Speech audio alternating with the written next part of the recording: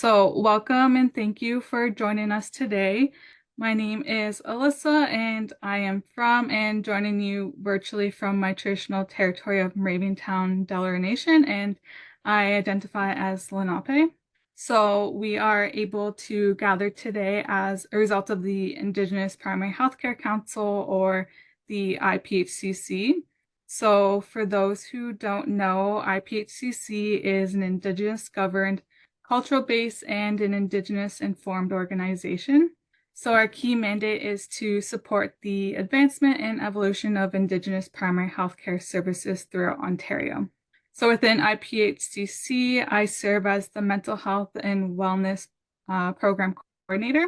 So this Lunch and Learn is just one of the mental health and wellness initiatives that we've started with the main goal to support wellness and taking into consideration the holistic well-being of individuals. So here at IPHCC, we always are advocating that cultural is healing. So by providing these lunch and learns, it's just one of these ways that we can showcase our culture, support well-being, and learn something new.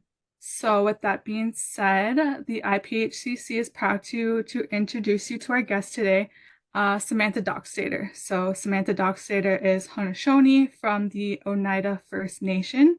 She is a personal development consultant who specializes in teaching life and employability skills that are grounded by traditional values. The intention with her work is to enhance original ways of knowing and to nurture intergenerational gifts, creativity, and innovation. So today she'll be sharing her teachings on the art of thankfulness. So please join me in welcoming Samantha. Thank you. Yama for the introduction. Sagolis Wagweg, hello everyone. Yago naste, ni and get Wage Guaho, ni Waget the Lord, Onyata Aga, ni Wago Hajod. Like she mentioned, my English name is Samantha Doxtator, my clan is Wolf, and I'm from Oneida. And today I'm just going to share with you a little bit about thankfulness and how it has so many connections, and it's really connected to self-care.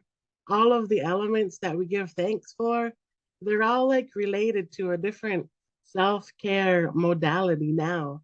We're just going to start with the Kanuhelatunksla, the Thanksgiving address. I'm going to do a shorter version of it for today, for our time, to keep on good time. But so we start this is how we start our day, giving thanks. So that means we're going to bring our minds together as one. That gives thanks to the people. And that we can still be in a good way. And that's kind of saying like, so that's how it will be in our minds. So on this circle here, we start with the people at 9 o'clock, and we're gonna go counterclockwise. So we give thanks to the people first, and then Yunki Noha, we give thanks to the earth. Onega Nasogu, we give thanks to the waters. Gahni Handes, we give thanks to the small plants. Onunkwa Ogu, we give thanks to the medicine plants. And then Oyunkwa Unwe, our sacred tobacco. Jun Hekwa, our sustenance, the corn, beans, and squash. Galunde Su, the trees. Gwendilio Su, the animals. Ojit Dahasu, the birds. And Owela Su, the winds. Dane Onaga Nuua, De Galiwakashu, ain't it? Gahawidu, Galiwa and Dekwa. So now we break it up and we give thanks to everything above. Agwego Huskaji and Wahwinuni and Guahnigula, Dunye Tinu Hiladunin, Ladisagayan Des, Jeet Segugadoga, Neo Di Nigaloda, Dane Tonyo de Hagani and Guahnigula. That gives thanks to the thunders, the Hetwa Nuhiladunin, Etwa G, the sun, Dunye Tinu Hiladunin, Yunki Sut, the moon, Dunye Tinu Hiladunin, Yojisto Kwalu, the stars, Dunye Tinu Hiladunin, Gayeni and Guedagate, our helpers. Da hetwa nuheladun songwaya dizo. Dane ona tohniole ne galiwa gweni. Chi nate galiwa dekwa. Ne andwehage skana andwat dunyuhage. Dane to negawana. So that means that's as far as I've come with giving thanks to everything, and that we will think peace in our minds as we bring our minds together as one. So that's really it's really important. And thankfulness is it's universal. I'm Oneida, so I shared it in Oneida language, but being thankful is it's universal to every single language and every single person. And so we start with the people. We give thanks to the people first, and it's our job to continue this understanding with thankfulness. And so we have like one real important teaching, and that's to have non-judgmental compassion for each other, because you never know the path that someone's on, and you never know, what they've been through. So it's our most important teaching is to have that non-judgmental compassion for each other. And I feel like the past few years, with COVID and everything, I feel like that's sent us a lot of understandings, because I remember, in the beginning of COVID, everyone was really scared, and then the first people that start getting COVID, there was like a lot of judgment around it, and because it was so fear-based. But like fast forward to a few months later, and then people they weren't so ashamed to say they had COVID. And then, they'd say, "Oh, I have COVID." And people would like automatically send them love. And they would automatically say, "What do you need? Like, can I help you? Can I drop anything off?" So I feel like that, this time that we're going through, it really taught us that important teaching again on having non-judgmental compassion for each other. And they tell us it's important to have a good mind. And we're always told to have a good mind, but nobody tells us how to do it. And so I asked like my grandparents' generation, they're in their 80s, and I asked them like, so like what's the trick? Like, how do you have a good mind every day? And they're like, "Oh, you just do it." And then my parents' generation, they're like, "Oh, you'll figure it out." And then my generation, like, I'm gonna have to do some research and hypothesize some things and put that information together. And the younger generation, they're going to need step-by-step instructions on how to have a good mind. And really, having a good mind is connecting to all of the elements that we give thanks to. And all of those elements, they're all here to help us. Every part of creation is here to help us raise our vibration. So we all have a vibration. And when we vibrate high, we attract high vibrational things. And when we vibrate low, we attract low vibrational things. And so it's just little things that you can do every day. Like, first, we're going to start, like, think about 5 things that you love. You don't have to share them, but just think about 5 things that you love and just count them on your hand. I'll just give you a couple seconds. Think about 5 things that you love. It can be anything in the world. You can, does everybody have 5 things? So, out of those 5 things that you love, where did you put yourself? Were you first? Were you second? Were you third? Fourth? Were you even on the list? A lot of people, we don't even put ourselves on the list of the top 5 things that we love. And so thankfulness is really part of self-care. And self-care isn't selfish, it's essential. We have to do these things to take care of ourselves, to put ourselves on that list. And so when we start with that, when you can tell yourself that, you're on the list of the top 5 things that you love, it helps everything else kind of fall into place. So that's why we start with the people, because we're the ones that are taking care of this. And then we give thanks to the earth. And so the earth, she's really here to absorb so many things for us. And all we got to do is be thankful for her and take care of her. Now there's like new therapies, and they're called earthing. It's called earthing. And there's people, they go into the woods, they go into the forest, and they take their socks and their shoes off and they stand on the earth. And I was like, that's funny. Like, that's what our people have been doing our whole entire lives. And now it's called something.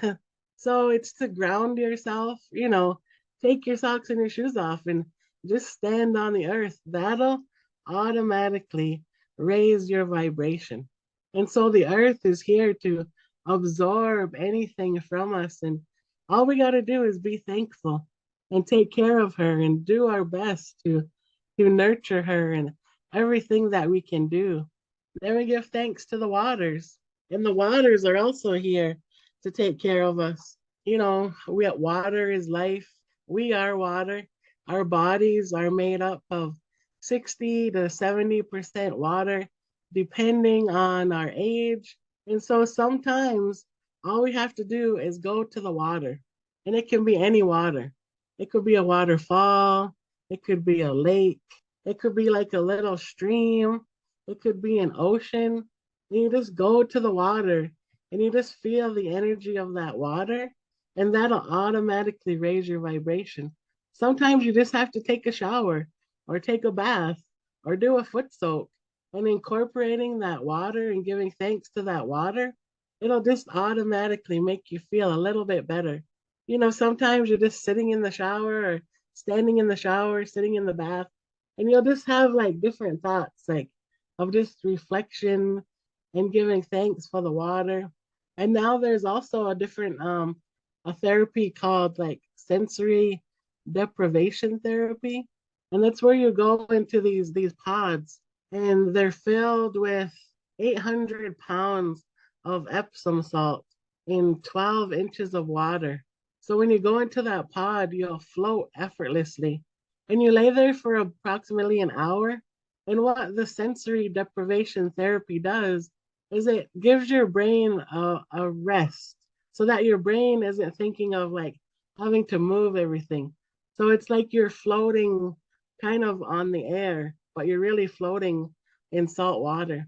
And so when you get out of this sensory deprivation tank, you feel real fresh. It's like colors look brighter and lights look lighter, and food will taste more fresh.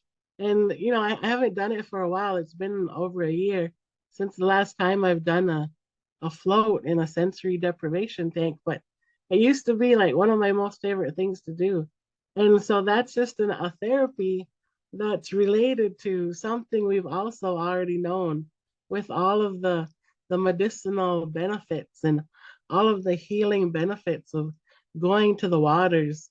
Then we have our small plants. Our small plants are, our berry plants, and the strawberry is like the leader of the berry plants, and the strawberry comes out first. And when we start to pick that strawberry, it's medicine for us. And all the parts of the plant are medicine. The berry, the leaves, the roots, the whole part of the strawberry, the wild strawberry. And those will start to come out. Like you'll see the flowers at the end of May, and you'll see the berries, they'll start to come out in June. Sometimes you have to it's also like the same time of year where people start mowing their lawns.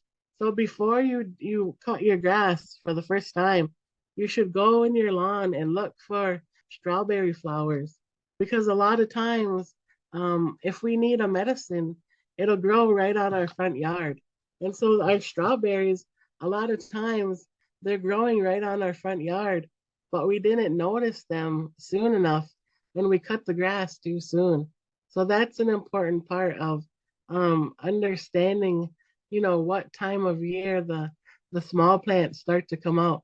And so the berry is like the leader, and the strawberry will also send a signal to the next berry to come.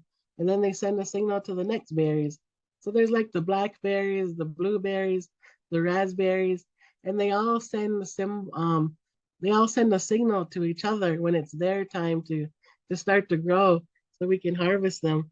And the strawberry, they also call it like a heartberry. And so the strawberry, it's really good for they say it's good for grief too. If we're ever feeling any sadness, you eat those wild strawberries, and it's good for your heart, like not just physical, but also emotional. So, these small plants and the berry plants, they're really important. And that's why we keep giving thanks to them. And then we have our medicine plants. We have many different medicine plants. And, like I said earlier, our medicines, they'll grow right on our front yard. So this is a picture of wild ginger. And we call this in Oneida, we call it Johnny Squine. And where I live now, there's like gullies all around my house. And so this wild ginger, it'll usually grow near where there's like gullies. And so I have this growing like everywhere near my house. And what we use wild ginger for is my uksa, my grandmother. We always pick this and then we take the root and we let it dry out. And then whenever time you're dealing with anything that's like heaviness or sadness, you boil a piece of that root in like 1 cup of water. And you'll take that after you boiled it, you'll just simmer it for a little while and then you'll let it cool. And then you'll take a white cloth, like a paper towel even, and then you'll just clean yourself off with that water. So every time we go to a funeral or something, my uksa, my grandmother, she would always have this boiling on her stove, ready for us when we came home from that funeral to clean us off. So with that, we weren't carrying so much heaviness on us. And so it's probably going to start growing in the next few months again. And this is what it looks like. You just pick it, but you try to get the root. And so you kind of always have that on hand. But there's many different medicine plants that'll also grow. And there's different apps now. Those are helpful. And so currently I'm in a class with in Six Nations to be a traditional medicine practitioner. I'm starting my 4th year this year. And so that's what we're working on is identifying medicine plants like right outside of our homes. And I am still like learning how to identify medicine plants. And so it takes like years and years of to have like the knowledge of to be able to just look at a plant and know what it's good for. But the apps, you can get certain apps. So when we go out like medicine picking, for us ones that are just learning, we use an app and it'll tell us like what plant it is. It usually tells you like the other names for it, and then so that helps us to identify them. So there are certain apps that'll help you. We're using technology to our advantage these days. And then we have the our sacred tobacco. And every time we want to give thanks to anything, you should kind of always have a tobacco pouch on you. Because anytime you want to give thanks to, you sometimes you just want to give thanks to the water, or you want to give thanks to those medicine plants when you pick them. You just offer your tobacco as an offering of thankfulness. And so the tobacco, it grows to take care of us in that way. And the tobacco seeds, they're just like tiny, tiny seeds. And I always ask my uksa, my grandmother, like, what's the secret to planting tobacco? Because she was the one that she always planted tobacco for us, but she doesn't plant anymore. So now we have to take care of that for ourselves. And so she's like, I was like, what's the secret? What's the trick to planting tobacco? Because the seeds are so tiny, like you don't even need to dig a hole and put it in that hole. All you do is just spread them out. And then you just like talk to them and ask them to grow. And so planting tobacco is something we're just getting used to doing in my family because my uksa, she always did it for us. And you'll see the tobacco plant and the strawberry plant, there's lots of similarities with them. And so in our creation story, Sky Woman, when she came from Sky World, she brought certain things with her. She brought the tobacco plant, the wild strawberries, the wild potatoes, and the corn beans and squash. And so the tobacco plant and the strawberry plant, they're kind of like related in a way. I call them like brother and sister plant because they both have white flowers with a yellow center. They both have tiny, tiny seeds, and a tobacco pod and a wild strawberry are almost the same size. So when you use those two things together, you make everything more magical. That's why we have those at all of our ceremonies. Then we give thanks to our sustenance, the corn, beans, and squash. And like I mentioned earlier, the in our creation story, Sky Woman brought the corn, beans, and squash seeds with her from Sky World. So these are really like celestial seeds. And as long as we keep planting corn, beans, and squash, they say that we'll be okay. And we should try to incorporate some form of corn, beans, and squash into our diet every day. And that's all we got to do is stay thankful for them. Currently, they have we have, hundreds of different varieties of corn and beans and squash. And there's like the Haudenosaunee people, we currently have approximately 75 seed keepers, and they take care of these seeds. And everyone takes care of different varieties. So the picture on the right side of the screen, those are different varieties of the corn and the beans and the squash. A couple of years ago, I was at the grocery store and I was buying corn, beans, and squash for one of our ceremonies. It's like what I do if I don't have enough from my garden. I buy organic corn, beans, and squash that's already chopped up and put in like a bag. It's in the freezer section. So I buy that for ceremonies. And so I was at the grocery store in London, Ontario, and there was a man and lady, and they were in front of me cashing out. And so I had my stuff for ceremonies. I also had my regular groceries. And so they cashed out in front of me, and the man came back. And he was a non-Indigenous man. And he said, "Excuse me, ma'am, but I'd like to pay for your groceries." And I told him, I was like, "It's okay, I have money." And he said, "No, I can't even remember the word he said. It was like his spirit guide or his God. He said, "They're telling me to pay for your groceries. And when they tell me something, I listen to them." So I told them, like, "I'm not going to argue with your spirit guides. I'll let you pay for my groceries." And so he did. And they cost like $77. And so I just thought that somehow, somewhere, Arjun Hekwa probably helped his ancestors too, because corn is a gift that's been given to the world by the indigenous people of the Americas. The rest of the world didn't even have corn before we shared it with the world. And so I just thought, that was somehow his ancestors trying to give thanks back to that. And so those seeds, those our sustenance, our Janhekwa, it really has those higher connections because Sky Woman brought those from Sky World. Then we give thanks to the trees. And there's many different trees that help us on our journey. We have the cedar tree. We use cedar as like one of our important medicines. The white pine tree is also one of our important medicines. The maple tree right now, it's just becoming maple season. Everybody's tapping their trees. And so our trees, they're really part of like our medicines, but they also, give us oxygen. They give us shade. They give us lumber. They give us so many things. And my favorite tree is a pawpaw tree. And pawpaws are like it's kind of like between a banana and I guess an avocado, sort of. But pawpaw trees are an indigenous fruit tree that's indigenous to North America. And a lot of these trees, they got wiped out. And so people are just trying um to replant pawpaw trees. And pawpaws are like a big medicine for us. They're like one of the highest antioxidants, and they're also a good cancer fighter. And so I planted pawpaw trees a couple years ago. So this year, my pawpaw trees, they'll be 4 years old, and they don't get fruit on them until they're 7. So in 3 more years, my pawpaw trees, they'll have fruits, and that's what they look like.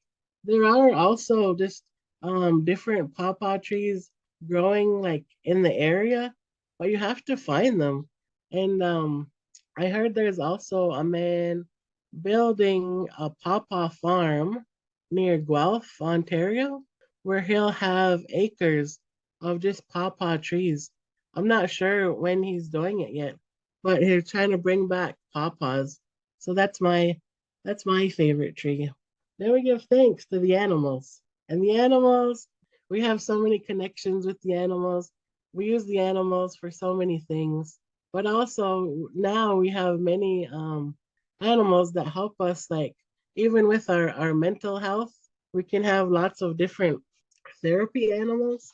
And so everybody has their favorite animal and their favorite connection to animals.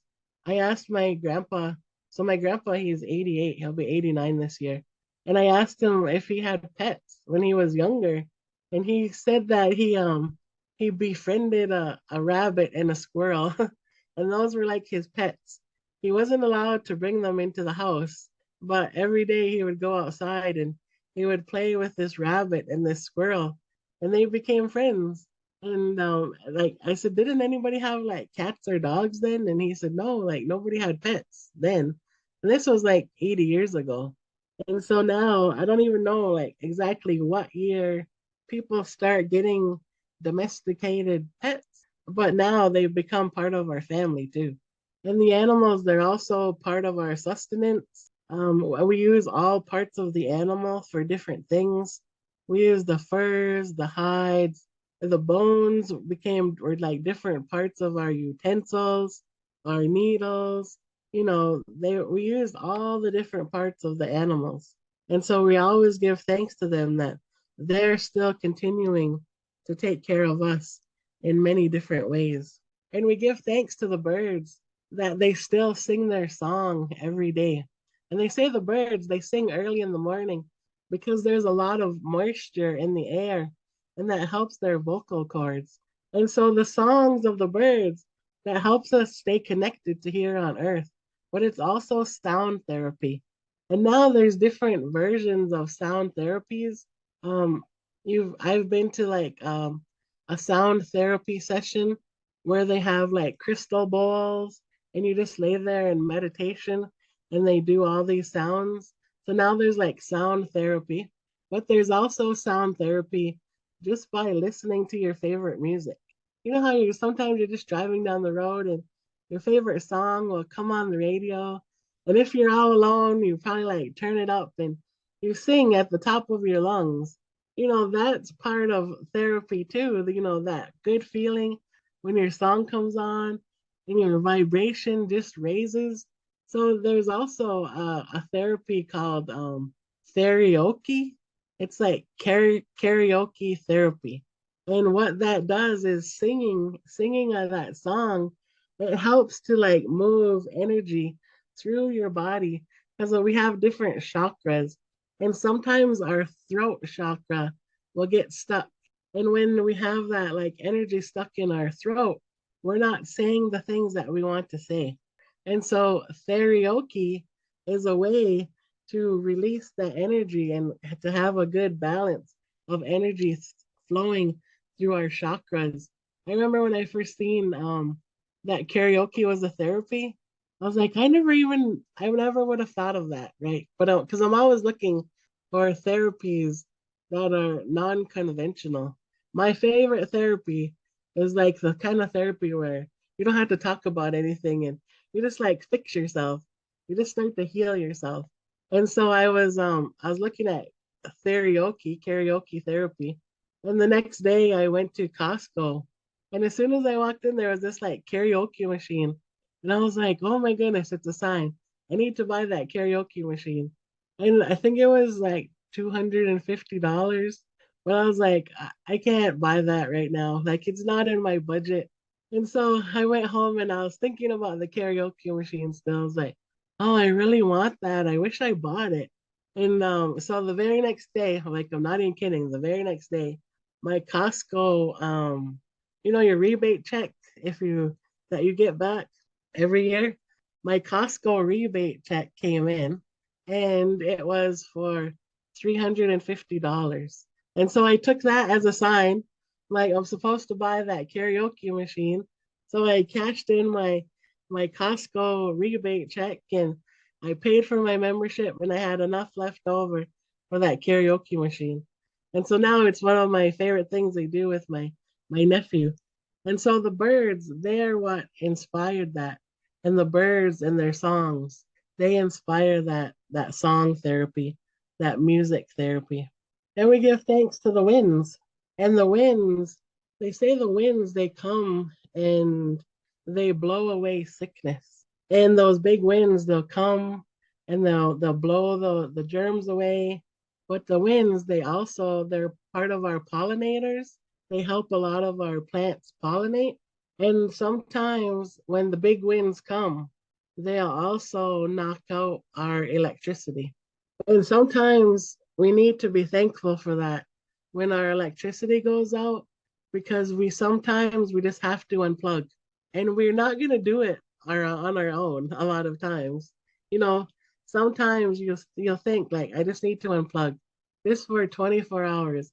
I'm not going to go on the internet. I'm not going to go on my emails. I'm not going to go on my phone. I just want to unplug and reconnect for 24 hours. And so sometimes the big winds, they come and they knock out our electricity because we need that reset every once in a while to unplug. So we give thanks to the winds that they're still continuing to do what they're intended to do. And then we give thanks to the thunders. These are my favorite. I love the thunders. When I was young, my dad, we would sit on the porch and we would watch thunderstorms because he didn't want me to be afraid of the thunder. And so we would sit on the porch and we would watch thunderstorms. It was almost thundering this morning here in Oneida. And I think it looks like it's clearing up now. But so we have 9 different thunders. And those thunders, they all have a different responsibility. They have a different connection. They have a different sound. You know, you might just have those like soft thunders. Then you have those big crashing, loud thunders. And the thunders, they also bring the lightning. And the lightning, so when the lightning comes in the spring, it puts energy into the soil to help us prepare for planting. And the thunders, they also, when the thunders come, the very first thunders, the thunders send a signal to the maple trees for the maple sap to start flowing. So when the first thunders come, it was like a few weeks ago, the first thunders came. And when you hear them, whatever time of day it is, you're supposed to go outside and put your tobacco down and give thanks to those thunders because they're still protecting us and they're still taking care of us. And when the thunders, they bring that rain. And so the rain, the water, it has like negative and positive ions, but it's not negative and positive as in good or bad. It's negative and positive as in weight. So like what's heavy and light. And a lot of the negative ions, they'll float. And so those are the ones that you breathe in. And even though they're called negative ions, they're still good energy. So when you breathe those ions in from those thunderstorms, and this makes you feel so good, and that raises your vibration. Then we give thanks to the sun, and the sun represents that positive male energy. And so it brings that balance, and the sun is actually a star. It's a medium-sized star. It's not the largest star, and it's not the smallest star. It's a medium-sized star. And so when you see sunlight, because sunlight is actually a star, sunlight is really starlight. And it's starlight that's nourishing everything on earth. And so we give thanks to the sun. It brings that light, it brings that warmth, it brings that, all of those vitamins that come with it. And you can tell now the days, they're starting to get just a little bit longer. So we have a little bit more daylight to give thanks to. And there's an eclipse coming up on April 8th. And so for 3 minutes in the afternoon, the moon is going to eclipse the sun. It's a total solar eclipse. And depending on where you're located, this total solar eclipse is coming like right through like Niagara Falls and Hamilton for the path of totality. And so this is like a big deal. For Haudenosaunee people, a total solar eclipse or an eclipse, it helped us to get all of our nations to agree to the Great Law of Peace. And so this next total solar eclipse it's going to be coming right over our homelands, like in New York. And so it's a big deal on how we're going to honor this eclipse. And so the sun is actually 400 times the size of the moon, but it's 400 times further away. So when the moon eclipses the sun, that's why they look like they're the same size. And scientifically, they say that's a coincidence. But in a lot of traditional knowledge ways, we don't say that's a coincidence. We say that's strategic planning. And we need the sun and the moon to eclipse every once in a while to restore that balance. And so a total solar eclipse happens every 18 months somewhere in the world, but it's just that it doesn't always go over our area. And so it's coming up and we're making big eclipse plans. And even the elders, they tell us not to look at an eclipse. And I know that it's because it's harmful to your eyes. But there's also like an emotional part of that where the sun and the moon, their paths are only gonna cross for like a few moments, like 3.5 minutes. But leading up to it, they're excited to see each other, and then they're gonna meet up, and then they're gonna have to say, see you later, all in that same 3.5 minutes. So you know how when you see somebody that you haven't seen in a long time in your family, and when you see them, you get really emotional. And other people, they might say, I'm gonna step out of the room and I'm gonna give you guys this moment. And so it's just like leading up to that. And so that's kind of the same way with the moon and the sun and the eclipse. It's really emotional for them to have that time together. So, an eclipse is so special that you don't even have to look at it. You can just feel the energy of it. And we give thanks to the moon. And the moon is actually so helpful in so many things. And when the moon eclipses the sun on April 8th in the afternoon, when the moon eclipses the sun, it's going to get darkness. The sky is going to get dark. So all of the stars, if it's clear out, all of the stars are going to come back out. But the moon is real helpful for us. And so the moon, we call her Yunki Sut in Oneida, and that means she's our grandma. She's grandma to everyone.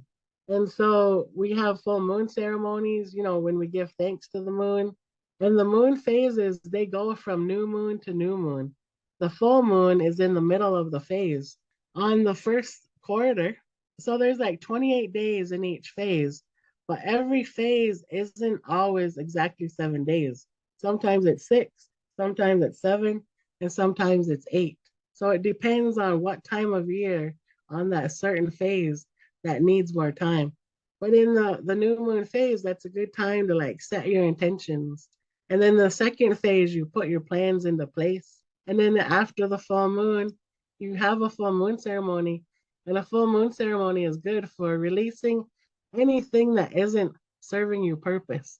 Sometimes you don't even know what that is, but sometimes you just feel stuck. And so you go to a full moon ceremony and you just say, like, can you just help me let it go? And so when you let it go, you have like an opening, you have open space. And so you have to fill that back up. And like I talked about the strawberries and the tobacco and the water. So you have strawberries and tobacco and water at your full moon ceremony because you've just released things. You've let go of things that aren't serving your purpose. So then you fill yourself back up with goodness, with the strawberries and the tobacco and the water. And then in the third phase, the third quarter, you make adjustments. And then in that last phase of the moon, you rest and you recharge and you reset. And then you start the whole month over again. And you just keep doing that. Some full moon ceremonies are for women only, but some full moon ceremonies are for everyone.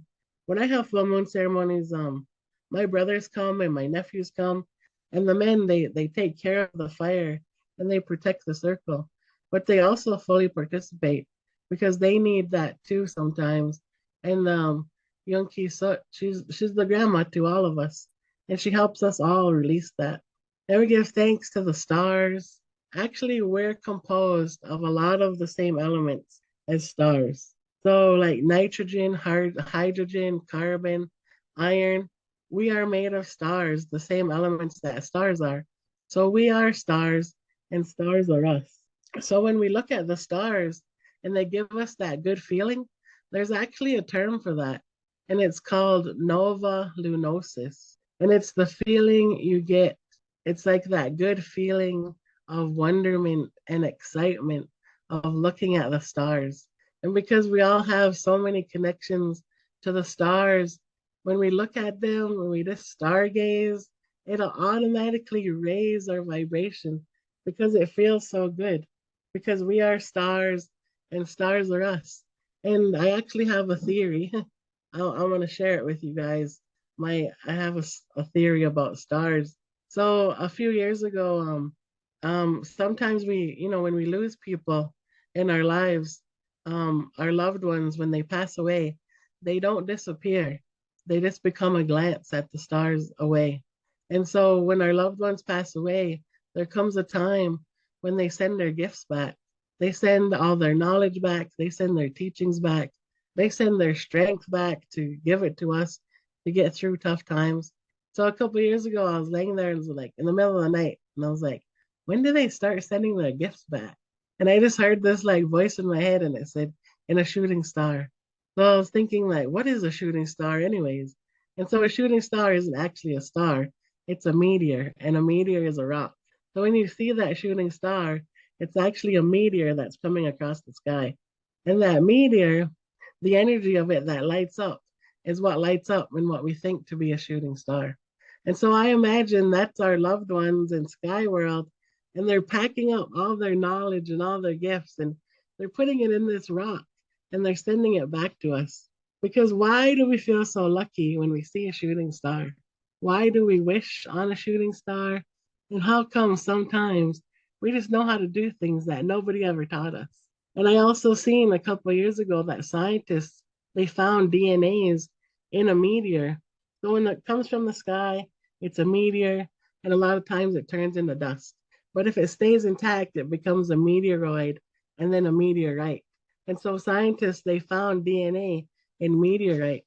And so when there's a meteor shower, I imagine that to be like a big day in Sky World, and all of our ancestors are up there and our loved ones, and they're packing up all their gifts, and they're saying like, what are you going to send back? What are you going to send back? And so the next time you see a shooting star, which is actually a meteor, give thanks to it, because somebody just got their family's gifts back, and it could be you. Then we have our helpers, Gayeni and Guedagate. So these are our helpers, and there are helpers that we don't always see, but we know that they're there to take care of us. And sometimes we'll just like get out of situations.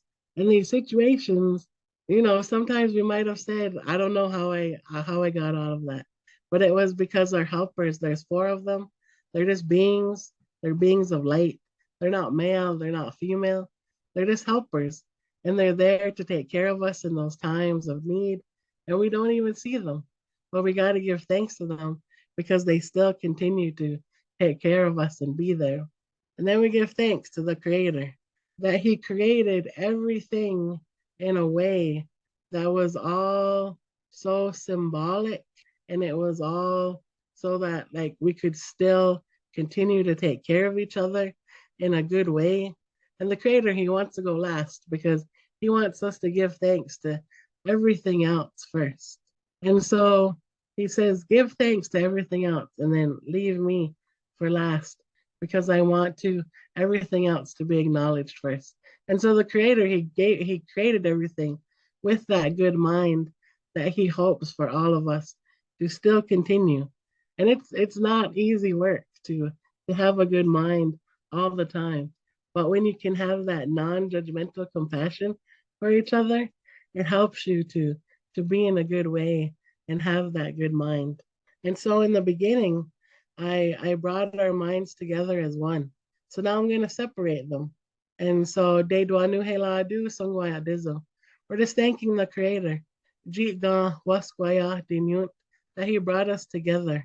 Askwa nigu lahlari jit de yungwa wal yuhari, and that He's gonna watch over us in our travels. Da na uwa what yungwali kashu And now we're going to separate our minds.